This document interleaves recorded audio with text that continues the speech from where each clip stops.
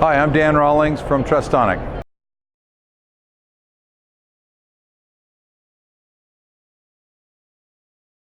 Well, Trustonic's got three main products. We do device protection, we do application protection, and we've got managed trust services as well. Specific to financial services as an industry, I'd say the primary use for our technology is in app protection. Mobile banking apps, mobile payments apps, mobile point of sale.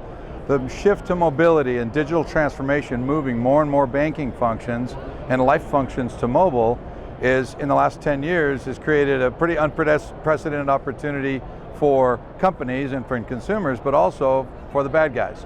And so Trustonic is securing apps that require premium protections. So if you're moving money, if you have an app that's moving money, is sensitive personal information, safety related, healthcare related, those are the kind of apps that you'd want to secure, and certainly mobile banking and mobile payments fall into that category.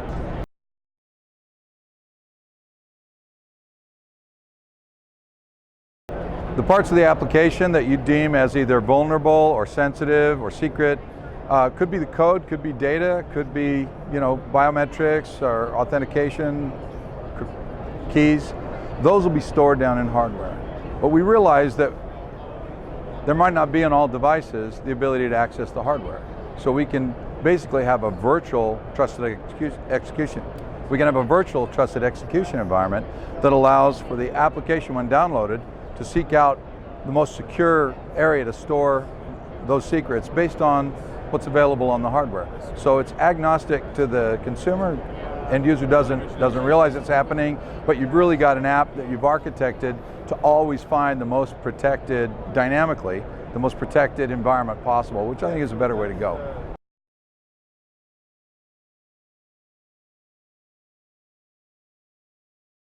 I think the biggest challenges are the apathy. Apathy across, twofold. One, mobility's really been here only about a decade in terms of mobile apps. Probably mobile banking, mobile payments, even less so, in that 5 to 7 year range.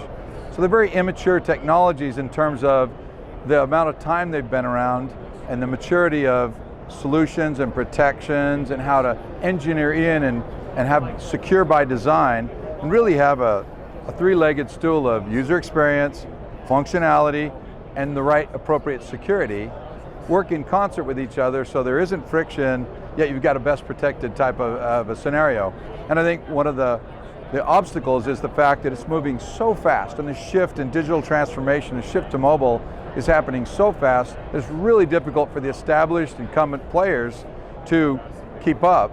And so there's a lot of smaller companies that come to the fore and don't necessarily have the ability to scale. So there's a lack of appreciation, there's a little bit of apathy related to how vulnerable they really are.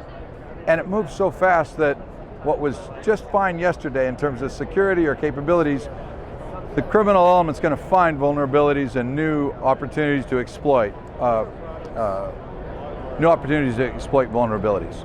And therefore, the challenges and opportunities kind of go hand in hand in that the challenge is also the opportunity. There's a great opportunity for certain types of fraud to be completely eliminated as either a capability or as a cost-effective capability.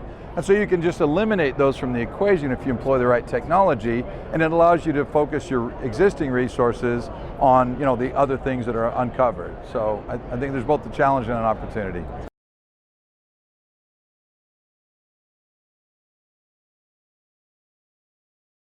In banking, Korea's largest bank, for example, uses Trustonic to secure their app. They built it themselves. It's a mobile banking app, goes out to all their customers. And whether it's mobile banking or we're talking about mobile payments, and especially mobile POS, there's a lot of providers for mobile POS that are trying to expand Southeastern Asia and some of the other developing nations where there's a lot of users and they're commercial off-the-shelf devices. There's a lot of cost involved in rolling that out. Securing commercial off-the-shelf devices with Trustonic is one of the things that can be done. And then in mobile payments, you've got everybody from Alipay, WeChat Pay, MasterCard. There's some big names that are relying on Trustonic to provide the application protection for their mobile payments app.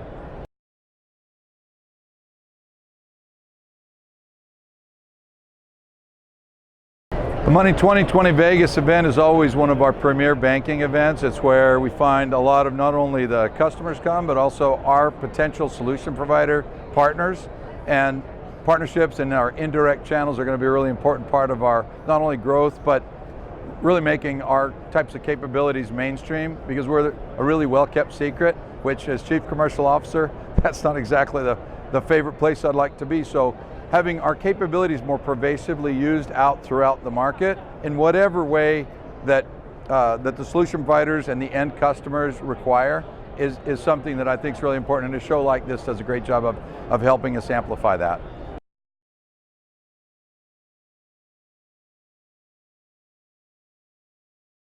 I think that what you're going to find is we're going to expand what we're doing, not only organically within our own company, and that'll be a global expansion, just moving to more and more, or being able to reach more and more of our target market, but also the partner ecosystem and those companies who provide services or capabilities out to their own markets, and being able to embrace and utilize Trustonic as a component of some of their overall technology solution and enabling technology they provide. And we've got several customers where they are the end solution in the market.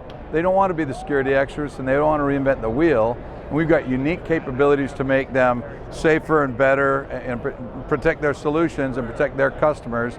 It allows Trustonic to provide them the ability to offer competitive differentiation and overall a better, safer, faster solution for their customers.